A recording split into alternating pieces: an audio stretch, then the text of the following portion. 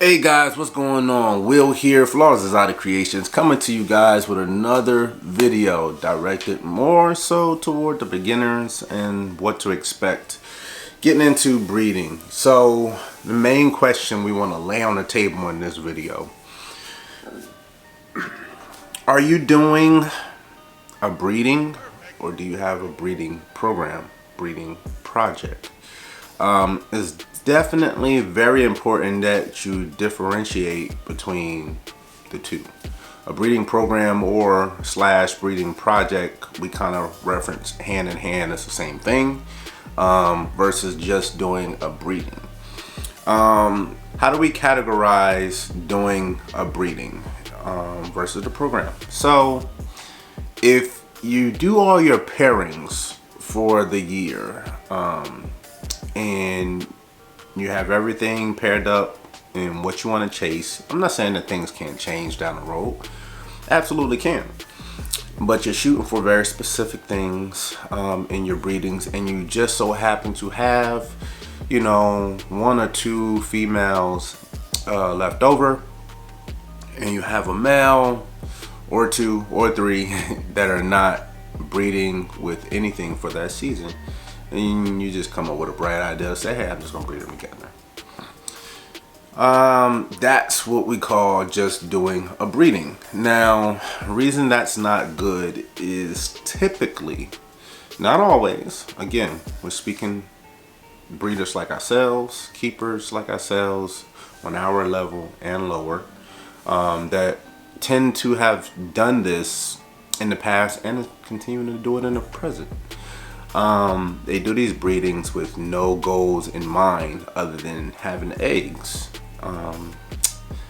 That's not gonna cut it. So if you're looking at this from the long-term perspective, you're doing nothing but one, increasing your costs, because you're definitely gonna hatch out some babies that you weren't, I guess, shooting for, and number two, you're gonna have those babies for quite some time if they're not into a progressive program that obviously you're not chasing, and probably no one else is chasing that project urgently. That's gonna provide you with so many problems and so many issues. Actually, we were actually having a conversation, a video chat earlier this week, and it really opened my eyes that yes, things that may come second nature to you or me, it's not second nature to everyone. Some people need things, need to talk about things to the extent of making them have that light bulb moment. And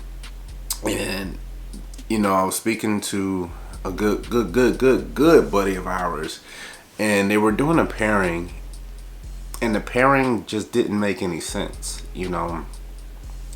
They never planned for the pairing, but they said, hey, this is checks and balances, guys. So make sure you're networking with people that's going to keep you in line with your own goals. So if somebody comes to you and says, hey, I'm going to breed, this male to this female, and you take a step back, you kind of know the gist of what they're working with in their collection and the direction they want to go in, and it don't line up.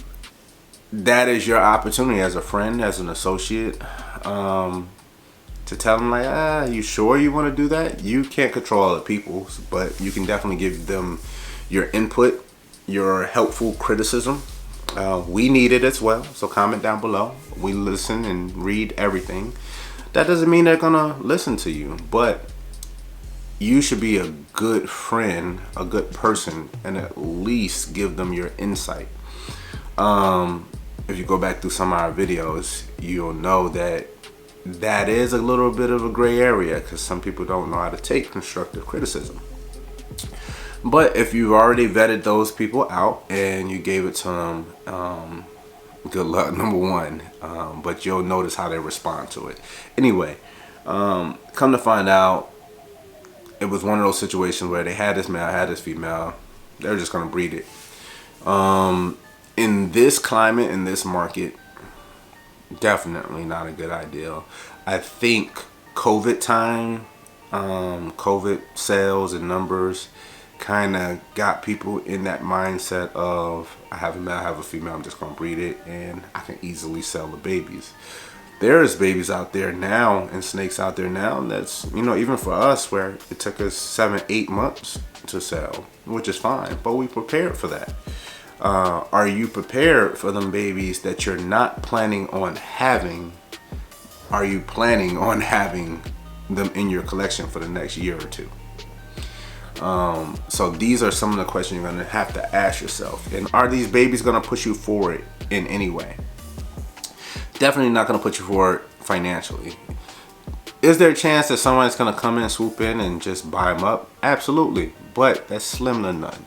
It's like putting combos in the morph market calculator and being 1 in 64 odds. But these are conscious decisions you need to be making when you're trying to become a breeder.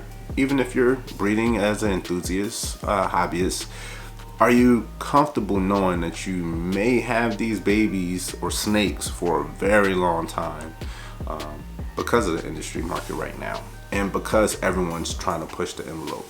Something else you guys got to remember, because of genetic testing, a lot of people are hitting combos a lot sooner rather than later. That's throwing an entire different type of monkey wrench into the equation. You have a lot of passionate breeders. You have a lot of people that have direction. Guess what? They're not slowing up. They're using all the tools of the trade to excel and move forward even faster. So, are you doing a breeding, or do you have a breeding program / project? That can hurt you in the end several different ways. Let's say you have a capacity on a number of snakes, number of hatchlings that you can have. That's going to move you in that direction sooner rather than later. Let's say you have a budget set for your food, your rodents. You're not breeding your own rodents, or if you are breeding your own rodents, you still have to feed your rodents.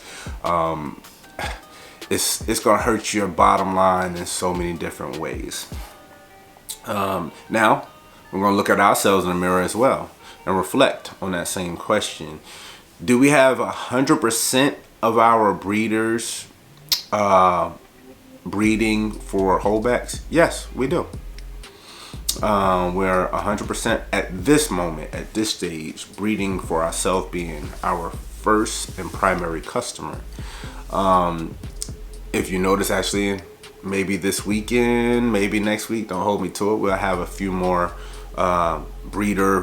bigger breeders available because we'll be going away from certain things. This goes back to business plans and how they change as you evolve as a business, as a brand, or it's just simply as a keeper. We made a conscious decision where, yes, we're going to be working with it in our collection, but lesser. We're going to get a little bit away from it.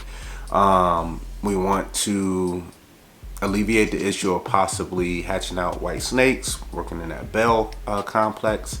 We already have the gene, so we won't be adding a whole bunch of the gene unless it's in very specific programs where we will make exceptions.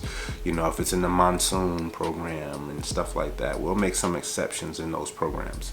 But for the most part, we'll be graduating up, moving snakes in the places of these females that are going to be on the chopping block for us, as well as multi-gene animals. So we added to our business plan this year that the threshold for kind of owning your keep here in the Flawless brand is if you don't have any recessives, meaning if the female, I'm not even gonna say males, we always try to hit home runs on males as far as what we're breeding and what we're keeping, practicing what we preach to you guys. But with the females, yes, we want them to be home runs as well, but the minimum standard for whether they're kind of earning their keep here, paying their tub rent, is a good little slogan, is they have to, if they have no recessive, meaning they're not het, not pos het, we're getting them tested or proving them out, there's just straight incomplete dominant combos. They have to have a minimum of 4 incomplete dominant genes. 3 or less is not going to cut it.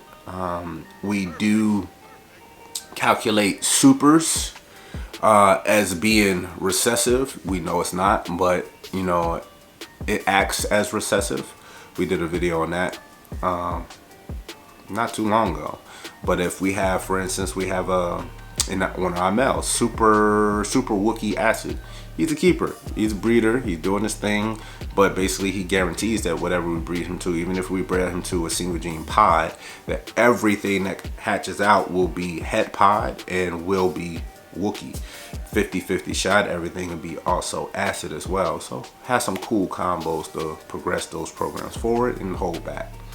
But those combos, as well as the allelic combos, I believe we have like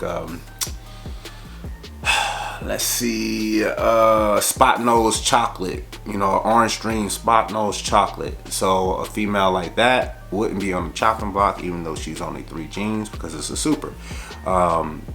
Every baby that she's bred to is the same thing like the super Wookiee. Every baby will be 50% chance of hitting orange dream in that, but every baby will be definitely chocolate or spot nose. That's powerful for us at this stage.